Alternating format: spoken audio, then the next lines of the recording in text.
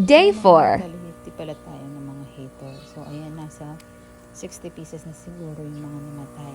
So, expected na yan dahil upon arrival kasi ng mga hater is nagkaroon sila ng sugat. Nagkaroon sila ng sugat kasi nga nung kinuha namin is dalawa lang yung lalagyan namin. Medyo crowded sila kaya nung pagka-uwi nila dito is nakita namin is maraming sugat yung mga ibang hito. So, tingin ko yun yung mga namatay na mga hitungan yun.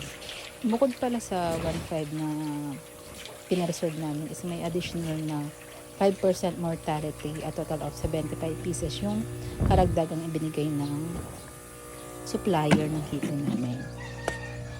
Bali pang 4 days na nila ngayon at okay naman yung mga hito natin. So far kumakain naman sila ng maayos.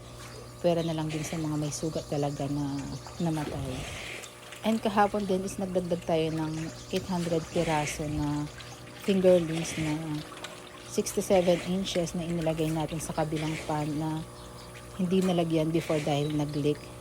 So ayan, bali a total of 2,300 na fingerlings yung in-order namin. Actually medyo crowded yan. Pero hopefully ma-convert namin siya into intensive. Hinihintay lang namin yung training namin na intensive hito farming.